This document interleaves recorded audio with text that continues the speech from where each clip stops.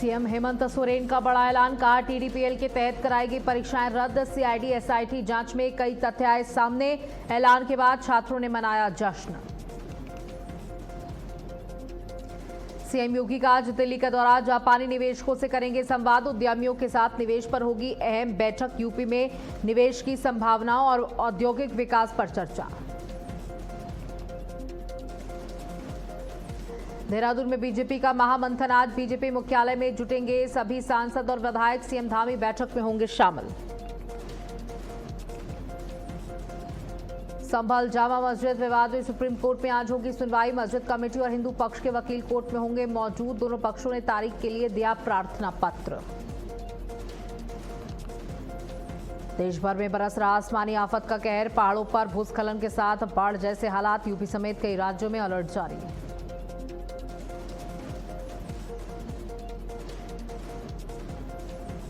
नमस्कार, आप देख रहे हैं भारत अपडेट और मैं हूं आपके साथ सौम्य अवस्थी। बड़ी खबर दे दें, जहां सीएम योगी आदित्यनाथ आज दिल्ली के दौरे पर हैं। जापानी निवेशकों से संवाद करेंगे। जापानी उद्यमियों के साथ निवेश पर होगी अहम बैठक। 19 अगस्त को यूपी इन्वेस्टमेंट कार्यक्रम में शामिल होंगे सीएम योगी। यूपी में निवेश की संभावनाओं और औद्योगिक विकास पर होगी चर्चा। निवेशकों के लिए यूपी में उपलब्ध अवसरों पर होगा मंथन। योगी के दिल्ली दौरे पर निवेश को लेकर बड़े संवाद पर नजर।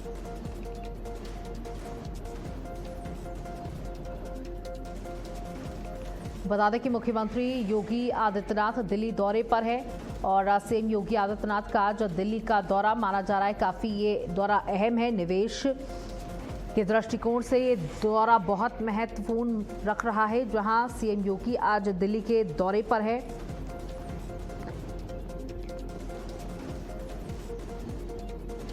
तो दिल्ली के दौरे पर मुख्यमंत्री योगी आदित्यनाथ।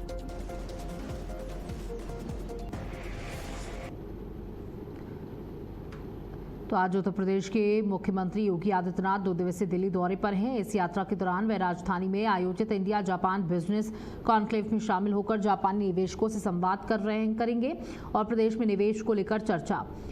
बता दें कि मुख्यमंत्री दिल्ली में जापानी निवेशकों के साथ बैठक कर रहे हैं ताकि उत्तर प्रदेश में औद्योगिक विकास और जापानी निवेश को बढ़ावा दिया जा सके। इस 2 दिवसीय दौरे में उनके केंद्रीय नेताओं से भी मिलने और संगठनात्मक तथा प्रशासनिक विषयों पर चर्चा करने की भी संभावना है। तो मुख्यमंत्री योगी आदित्यनाथ का दिल्ली का ये दौरा, निवेशकों के लिए यूपी में उपलब्ध अवसरों पर मंथन होगा। देखिए, मुख्यमंत्री दिल्ली में जापानी निवेशकों के साथ बैठक करेंगे ताकि उत्तर प्रदेश में औद्योगिक विकास और जापानी निवेश को बढ़ावा दिया जा सके।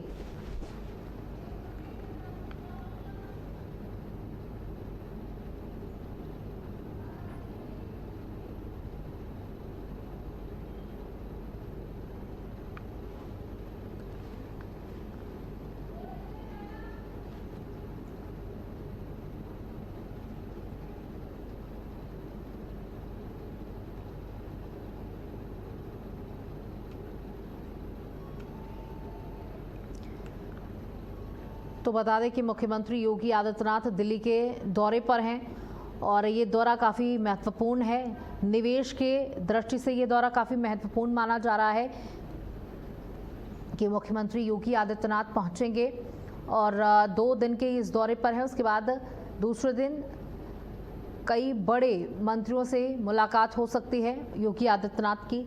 संगठनात्मक बदलाव को लेकर के चर्चा हो सकती है और क्योंकि कल नितिन नवीन की नई टीम की घोषणा हुई और उस लिस्ट में उत्तर प्रदेश के 8 चेहरे थे। कानून व्यवस्था पर चर्चा हो सकती है, लेकिन सबसे महत्वपूर्ण जापानी निवेशकों से संवाद करेंगे मुख्यमंत्री और ये संवाद उत्तर प्रदेश में निवेश को बढ़ावा देने के लिए होगा। ये बैठक उनके साथ निवेश को बढ़ावा देने के लिए होगी।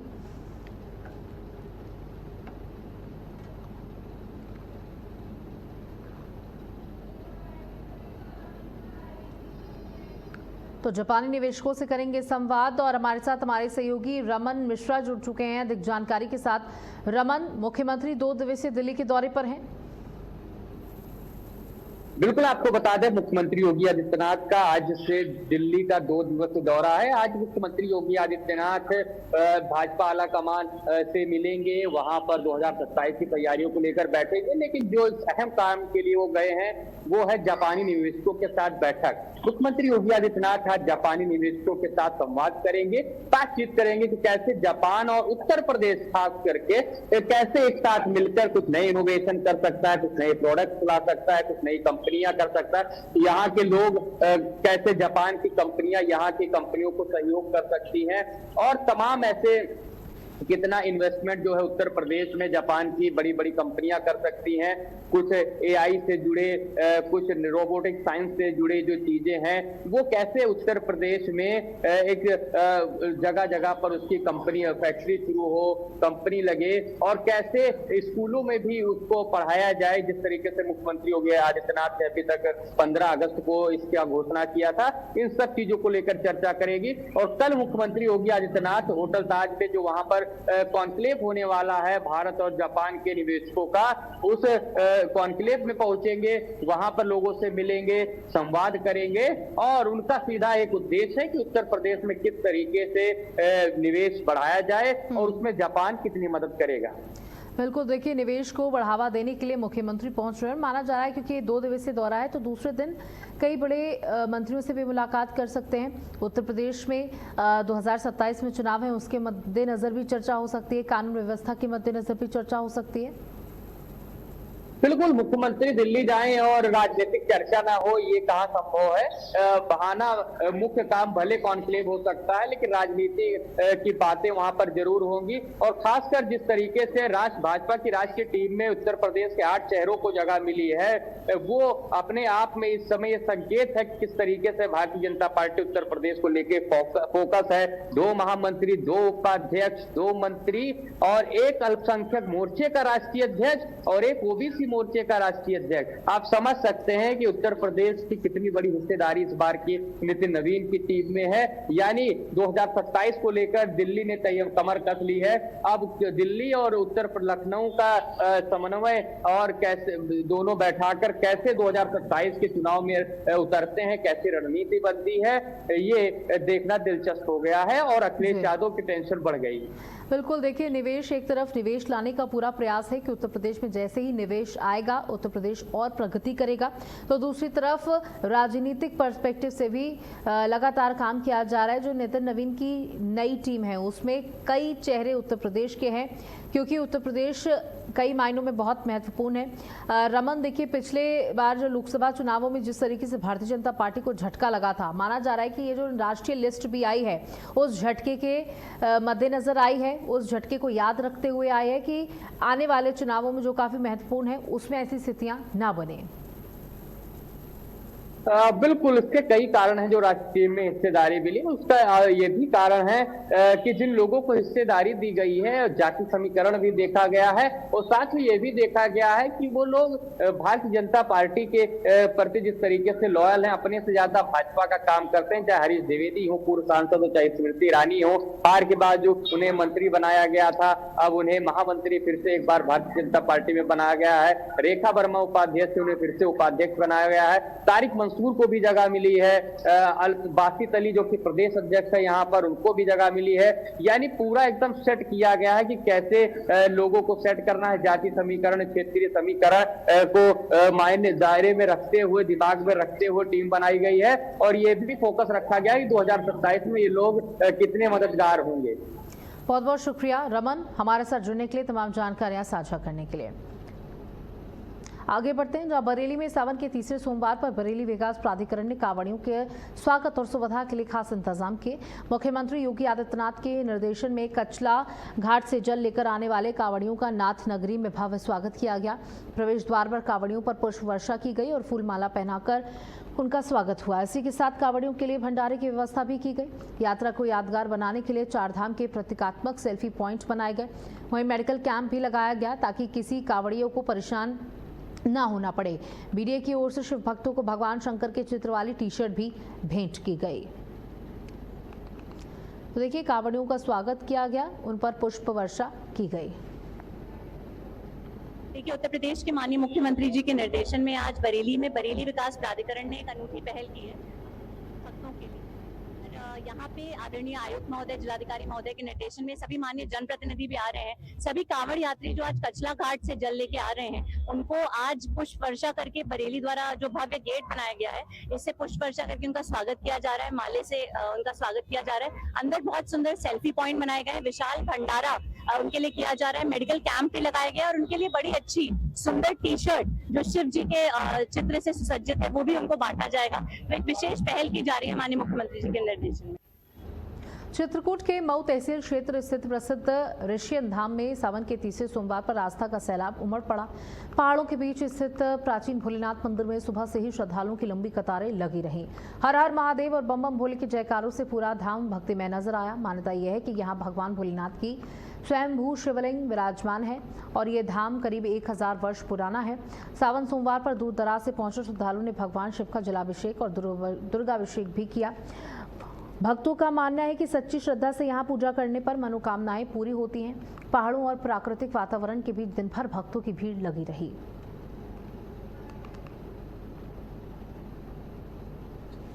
ये अपने उत्तर प्रदेश के अंतर्गत और तहसील मऊ थाना अंतर्गत बरहाकोटरा ग्राम में यह स्थान स्थित है। आप सब लोगों ने जहां हमारे श्रद्धालु जल चढ़ा रहे हैं, ये स्वयंभू शिवलिंग है। यहाँ की सबसे बड़ी विशेषता यही है कि जहां पर भगवान शिव की स्वयंभू शिवलिंग विराजमान है आदिकाल की, जिसकी पता नहीं कितने महापुरुषों ने पूजा की, ये सबसे बड़ी विशेषता है। और फिर खूबसूरती स्थान की तब बढ़ जाती है जो यहाँ पर निर्मल अविरल धारा गुप्त गंगा मानो प्रकट है। यहाँ भगवान शिव का साल के 365 दिन लगातार दिन में 24 घंटे जलाभिषेक भगवान शिव का हो। फर्रुखाबाद के पांचाल घाट पर गंगा जल भरने के दौरान 4 कांवड़ियों के लापता होने से हड़कंप मच गया। बताया यह जा रहा है कि शाहजहांपुर के नया गांव खुदागंज से करीब 10 कांवड़िए बाइकों से गंगा जल भरने पंचाल घाट पहुंचे थे। इसी दौरान 4 कांवड़ियां गंगा में लापता हो गए। घटना की सूचना मिलते ही पुलिस और प्रशासन की टीम मौके पर पहुंची। लापता कांवड़ियों की तलाश के लिए एनडीआरएफ की टीम और स्थानीय गोताखोरों को गंगा में उतारा गया। टीम लगातार नदी में सर्च अभियान चला रही है। हादसे के बाद घाट पर मौजूद लोगों और कांवड़ियों के साथियों में चिंता का माहौल है। देखिए, नदियां अपने उफान पर हैं और कांवड़ियों से लगातार अपील की जा रही कि सतर्कता बरतते हुए ही जल में उतरे, नदी में उतरे। गंगा जल भरने गए 4 कांवड़िए लापता हो गए।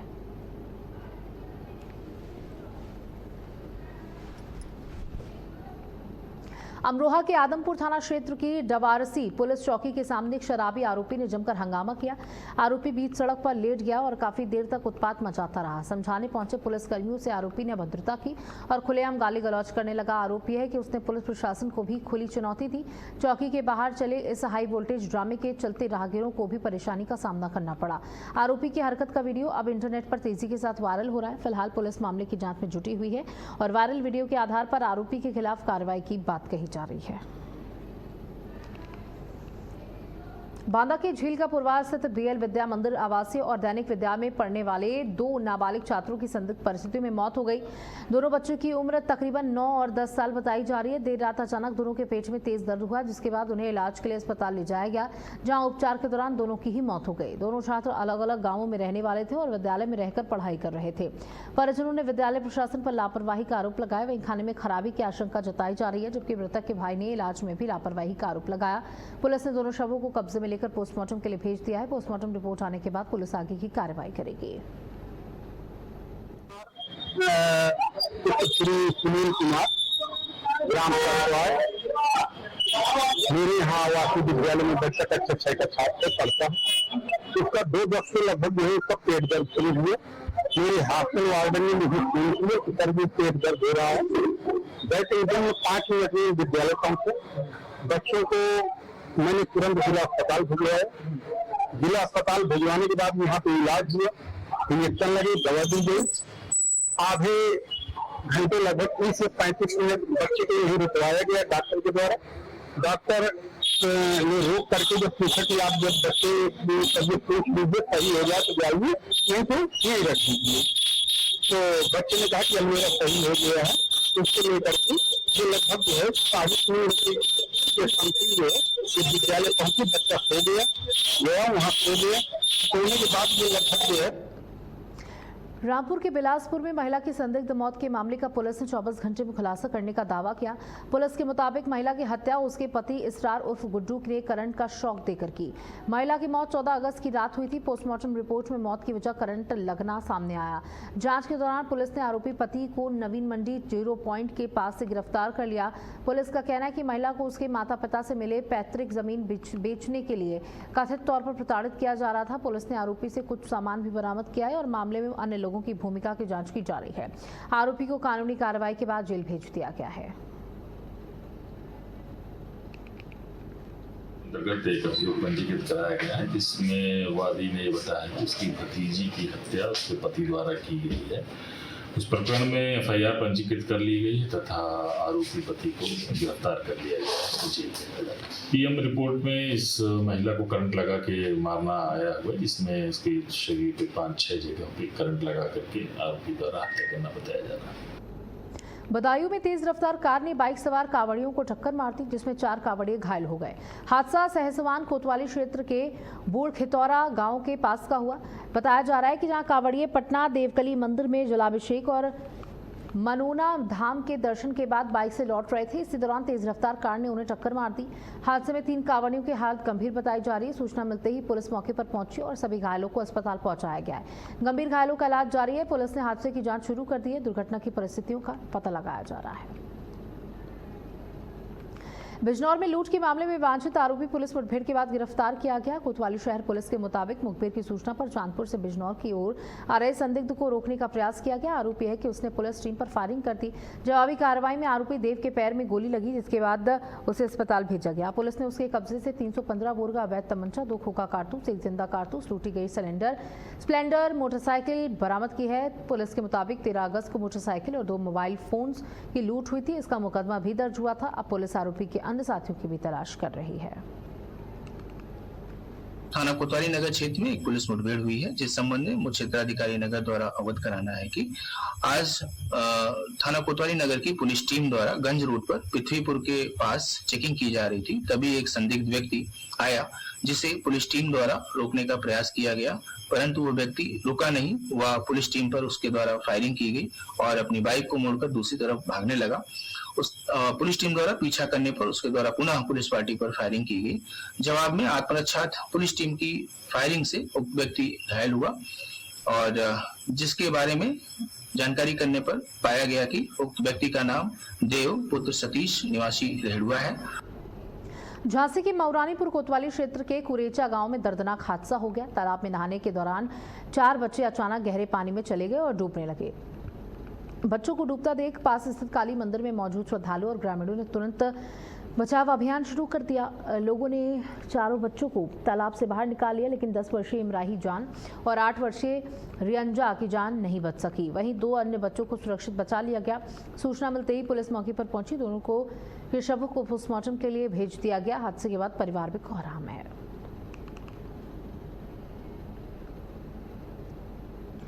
लखनऊ में रुक रुक कर हो रही बारिश ने शहर की जल निकासी व्यवस्था की पोल खोलकर रख दी।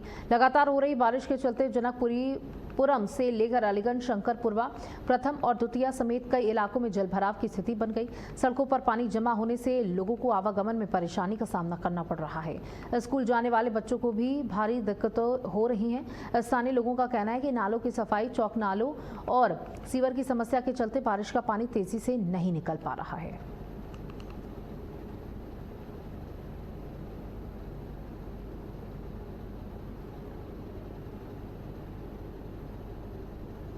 तो आप देख सकते हैं किस तरीके से जल भराव की समस्या यहाँ पर पैदा हो गई है। लोगों को आने जाने में कितनी तकलीफें उठानी पड़ रही हैं। जहाँ लोग जो पैदल लोग चल रहे हैं वो उनको काफ़ी समस्याएं उठानी पड़ रही हैं। यहाँ पर पता भी नहीं चल रहा है कि कहाँ पर गड्ढा है और कहाँ पर सड़क। मिर्जापुर में लगातार बारिश के बाद अदवा बांध का जलस्तर बढ़ गया, जिसके चलते सिंचाई विभाग ने बांध के 6 गेट खोल दिए। बांध से पानी छोड़े जाने के बाद अदवा नदी उफान पर आ गई और हालिया हतेड़ा मार्ग पर बने पुल के ऊपर से पानी बहने लगा। सुरक्षा के मद्देनजर हलिया ड्रमगंज मुख्य मार्ग पर आवागमन बंद कर दिया गया। सड़क पर पानी आने से वाहनों की लंबी कतार लग गई और लोगों को वैकल्पिक रास्तों का इस्तेमाल करना पड़ रहा है। बाढ़ के पानी से कई मकानों और दुकानों में भी पानी घुसने लगा है। क्षेत्र के 25 से अधिक गांवों में बाढ़ का खतरा मंडरा रहा है। प्रशासन ने नदी किनारे रहने वाले लोगों को सतर्क रहने और तेज बहाव वाले इलाकों में जाने से बचने की अपील की है। कथन की गेट फाटक पूरा कथन की खोल दिया गया है। आम जनमानस को काफी रात्रि से कथन की समस्याएं कथन की हो रहा है। अभी तक तकरीबन 10:30 कथन की बज रहा है और सभी कथन की व्यापारियों बंधुओं के दुकानों पर लाखों रुपए का सामान कथन की क्षतिग्रस्त कथन की नुकसान हो गया है और सभी लोग रात्रि से सोए नहीं हैं। उन्होंने पूरा निगरानी कथन की बारिश अपने अपने घरों में कथन की पानी बचाने के लिए। बहराइच में भेड़िए के बाद अब तेंदुए की दहशत ने ग्रामीणों की चिंता को बढ़ा दिया है। मोरदेहा और मोतीपुर इलाके में तेंदुए के हमले की 2 घटनाओं से हड़कंप मचा हुआ है। धनवापुर में घास काटने गई महिला पर तेंदुए ने हमला कर दिया जिसमें उसकी मौत हो गई। वहीं मोतीपुर में चाचा के साथ शौच के लिए गए 8 साल के बच्चे पर भी तेंदुए ने हमला कर दिया। बच्चे का शत विशत शव बरामद हुआ। महिला का पैर में भी बरामद होने की बात सामने आई है। लगातार 2 घटनाओं के बाद करीब 15 गाँव में हाई अलर्ट जारी किया गया है। ग्रामीणों में डर का माहौल है और वन विभाग की टीमें निगरानी कर रही हैं। कल एक जनिया नाम की जो है वो गई थी घास काटने, तो जब शाम हो गया तो जब घर वापस नहीं आए तो गांव वाले और घर वाले मिलकर जब उनको ढूंढने निकले तो एक पैर और कपड़े मिले। इसके बाद जब सुबह हुआ तो सुबह फिर जब हम पूरे गांव वाले मिल के इकट्ठे होके जब गए तो जंगल के अंदर जहाँ से घटना हुआ था वहाँ से 200-250 किलोमीटर अंदर दूर दूरी जंगल में घसीट के ले गया था। साहब बघवा का खाए ली हम गए जैसे यारे लागन ऐसे हम ऊँचा उके पर झपटन छाप परंत ऐसे वो भाग के हैं 10 कसी दूर ठाड़ बुआ। सब लोग गांव के इकट्ठा हुई गए, उठा लाए घर का खून चाटा तूका देख बाघ ये का तबड़ा रहा है। तेंदुआ हो चाहे गुलबगा हो चाहे ना जाने। मुरादाबाद के रामूवाला शेखू गांव में वन विभाग के पिंजरे में एक और खूंखार तेंदुआ कैद हो गया। तेंदुए के पकड़े जाने के बाद ग्रामीणों ने राहत की सांस ली, लेकिन इलाके में तेंदुए का आतंक अभी भी बना हुआ है। बताया जा रहा है कि बीते 2 हफ्ते में ये 5वां तेंदुआ है जिसे वन विभाग ने पिंजरे में कैद किया हो। वन विभाग की टीम लगातार इलाके में रेस्क्यू अभियान चला रही है। ग्रामीणों का कहना है कि तेंदुए की लगातार मौजूदगी से गाँव में डर का माहौल है। फिलहाल टीम निगरानी बढ़ाकर तेंदुए की तलाश में जुटी हुई है।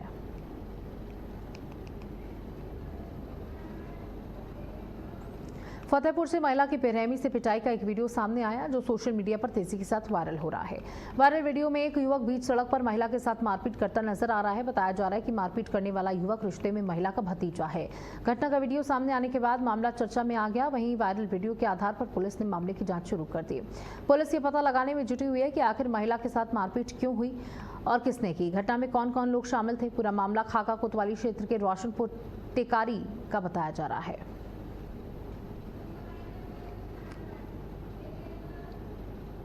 और इसी के साथ इस बुलेटिन में इतना ही। नमस्कार।